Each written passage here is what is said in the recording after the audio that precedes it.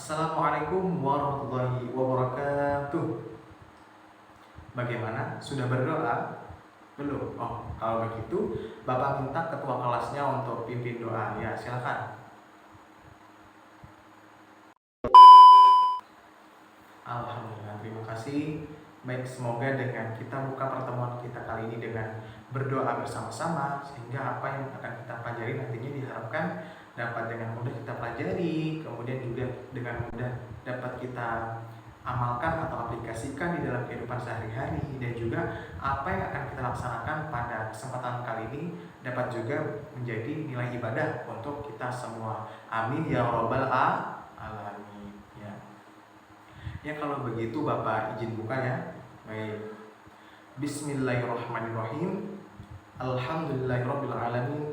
Wassalatu wassalamu ala asyrafil anbiya'i wal mursalin sayyidina wa maulana Muhammadin wa ala alihi wa sahbihi ajma'in. Amma ba'du.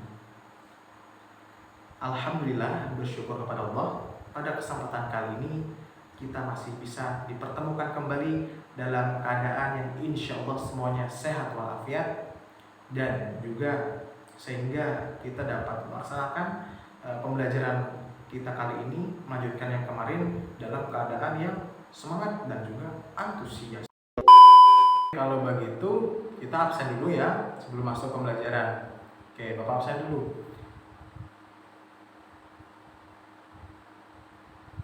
Oke, sebelum masuk ke pembelajaran kita absen terlebih dahulu ya. Oke, yang pertama Chandra hadir ya. Rabiatul. Loh, kok beda backgroundnya? Oke, nggak apa-apa. Kita fokus ke pembelajaran, nggak usah fokus kepada backgroundnya. Oke, kali ini kita akan belajar tentang suatu hal, melanjutkan pertemuan kita yang sebelumnya. Kali ini kita akan belajar tentang suatu hal. Apakah hal itu? Nah, Bapak udah nyiapin nih, Bapak udah nyiapin slide nih. Oke, kalian perhatikan. Nah, amati gambar berikut. Nah, amati nih, kalian amati. Kira-kira di sini ada apa aja? Seperti biasa ya. Kali ini ada apa aja? Coba Rismayandi, ada apa aja di sini? Ya, ada benda tajam. Apa itu benda tajamnya? Ya, golok ya. Iya, kayaknya golok, kalau enggak parang sih itu. Ya, golok ya. Ya. Nah, kemudian ada apa lagi? Coba Chandra. Apa? Ya, ada bapak-bapak banyak.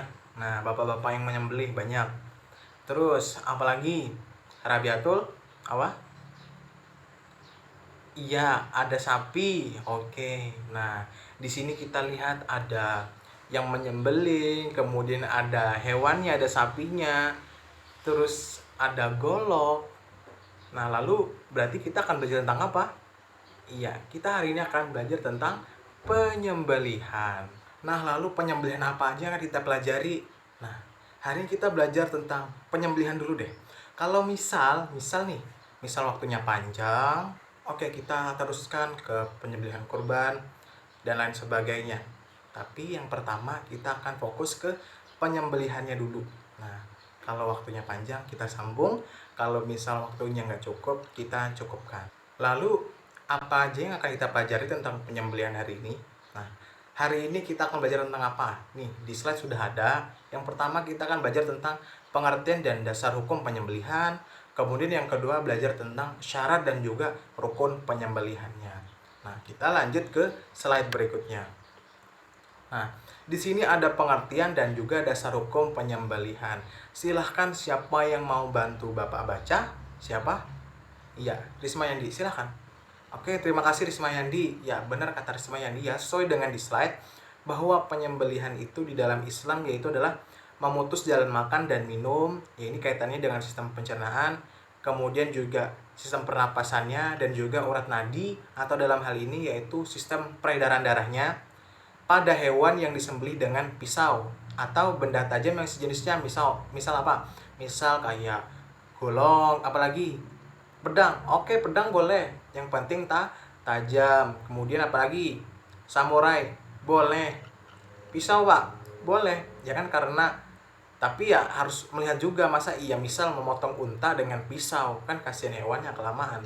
Nah, jadi kita harus mengkondisikan, misal hewannya itu kecil, misal ayam, ya oke lah pakai pisau, yang penting tajam. Kemudian kalau misal sapi atau unta, ya kita perhatikan lah bendanya aja sudah besar, masa iya motongnya pakai pisau. Nah, di dalam penyembelihan di dalam Islam kan kita harus memperhatikan bahwa kita tidak boleh menyembelih itu dalam kondisi menyiksa. Nah, jadi harus benar-benar perhatikan nih bendanya harus tajam, dan juga menyesuaikan hewan itu besar atau kecil. Nah, ya benar banget. Jadi dalilnya disebutkan di dalam Quran surah Al-Maidah ayat ke berapa? Iya, ayat ketiga.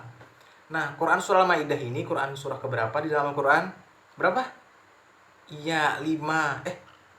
10 ya? Oh, gini ya? 5. Iya benar juga ya. 5 ya, Quran surah yang kelima dalam Al-Quran. Tadi sudah disampaikan seperti yang disampaikan oleh Rismayandi, itu udah bagus bacaannya. Bapak lagi. Kan tadi udah Rismayandi. Oh, ceritanya kangen ya? Oh, bentar. Minggu kemarin kan kita nggak ketemu ya? Minggu kemarin, oh tanggal merah. Oke. Oke, yang penting kalian dengerin ya, Bapak baca. Kalian perhatikan juga, supaya kalian juga bisa belajar. Bapak juga belajar, nanti kalau ada yang salah kalian koreksi, oke? Ya, jadi perhatikan ya. A'udzu billahi minasyaitonir rajim. Bismillahirrahmanirrahim. حرمت عليكم الميتة والدم واللحم الخنزير وما أهل لغير الله به والمنخنقة والموقوذة والمتردية والنطيحة وما أكل السبع إلا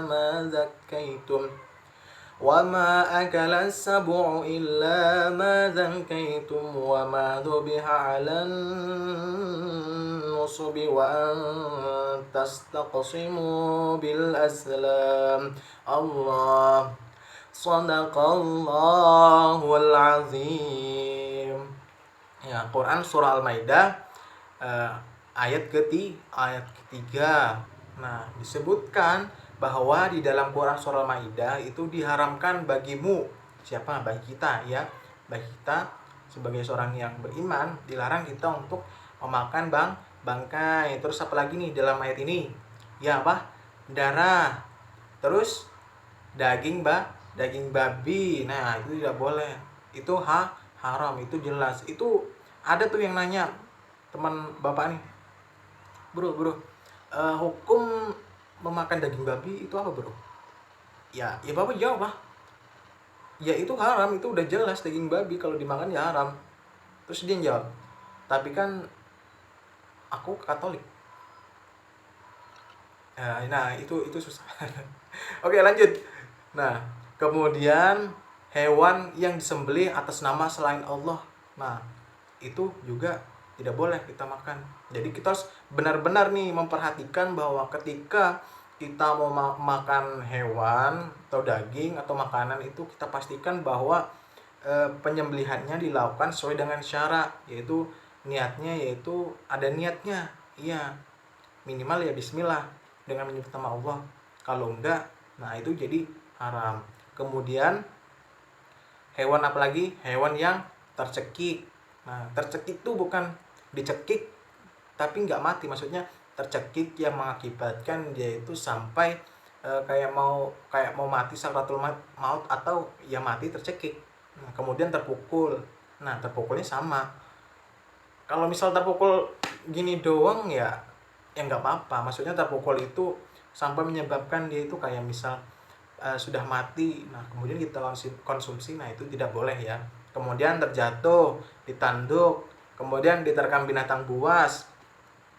Kemudian kecuali yang sempat kamu menyembelihnya.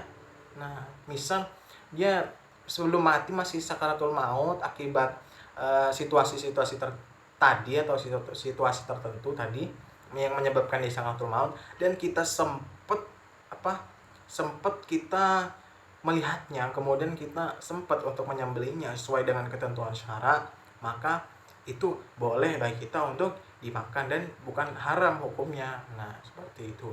Dan juga yang tidak boleh lagi, hewan itu disembelih untuk berhala. Nah, itu tidak boleh, itu haram ya. Itu syirik. Oke, kita lanjut ke slide berikutnya. Perhatikan.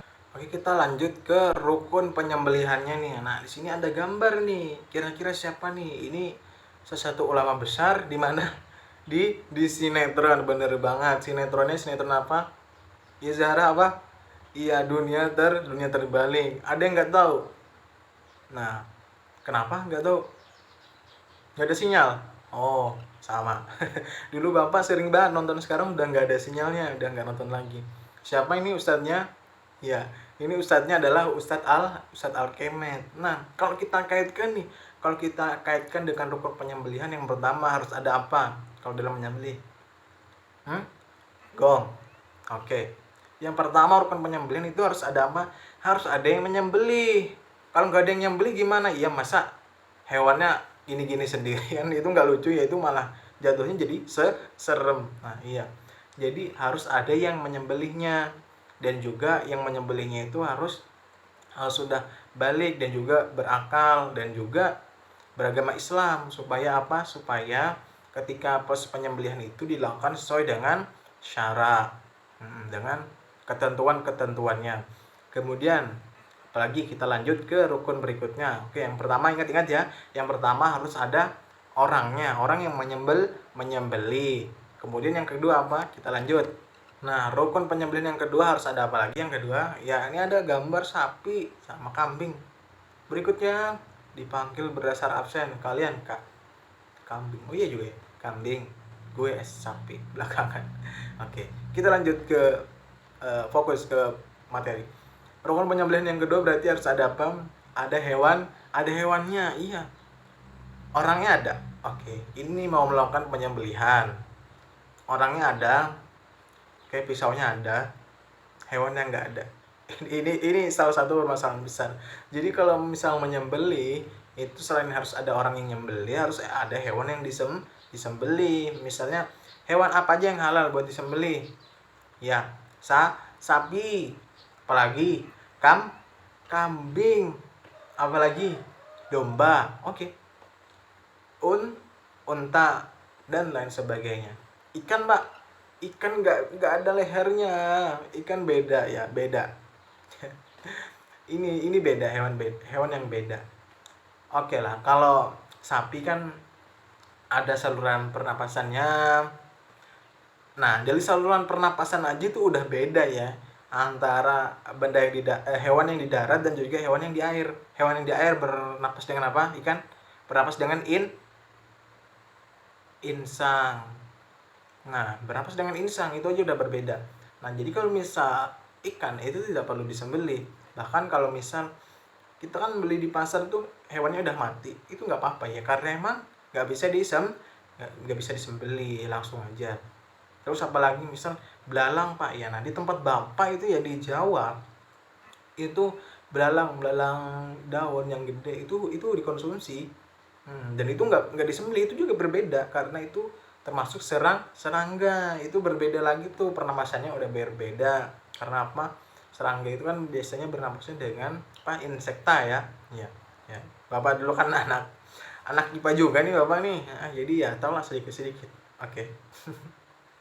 Nah, jadi yang kedua poinnya adalah harus ada hewan yang disembelih.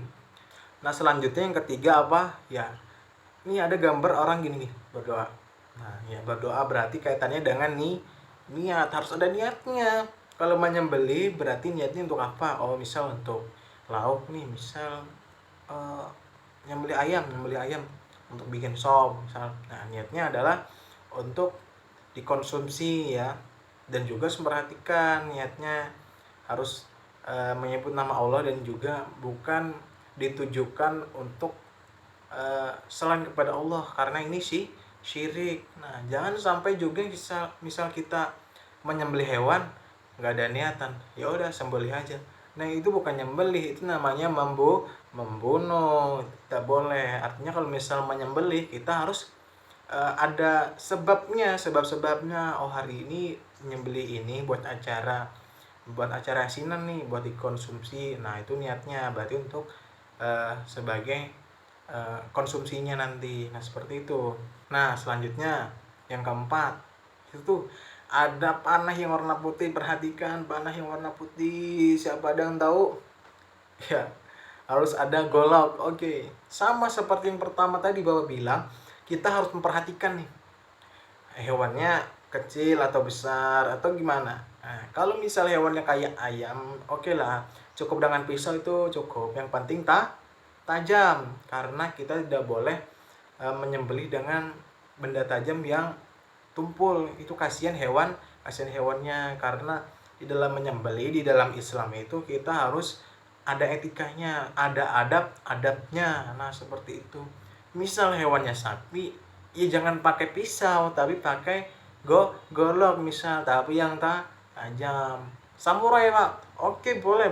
Yang penting adalah benda itu tajam dan juga menyesuaikan dan juga dapat memotong tadi saluran pencernaannya, pernapasannya, peredaran darahnya sekali seret. Nah, iya seperti itu. Oke, kita lanjut lagi nih. Bapak ada game lagi nih. Kayak biasa kita harus ada game supaya suasananya itu lebih semangat lagi belajarnya dan juga nggak bosen. Apalagi belajar agama ini sangat penting buat kita semua. Dan juga jadi jangan sampai nih pelajaran agama bikin kalian bosen, bahwa kita harus tunjukkan bahwa pelajaran agama itu menyenangkan dan juga sangat penting. Oke, kali ini kita ada game apa? Kali ini kita ada game teka-teki silang. Oh, belum nih, pertanyaan di sebelah. Oke, sesuai dengan kelompok yang kemarin, terdiri dari dua kelompok 1 dan kelompok 2. Nah, langsung aja yang pertama, kelompok 1. Pernyataannya adalah satu mendatar. Diawali dengan huruf K. Halal. Oke, halal. Bisa disembelih. Iya, bisa disembelih. Dan juga berkaki 4, diawali huruf K. Ya, silakan. Bagaimana? Yakin, kambing. Oke, Bapak kunci. Oke, Bapak kunci ya. Kambing. Kita lihat. 1, 2, 3. Jebret. Iya benar, kambing. Ya, alhamdulillah. 8 teka-teki silang udah berakhir, udah selesai. Dan juga waktunya kayaknya nggak cukup lagi deh kalau bisa kita lanjutin ya. Karena kalian juga mau istirahat kan ya. Karena waktunya terbatas, jadi mungkin kita cukupkan sampai di sini.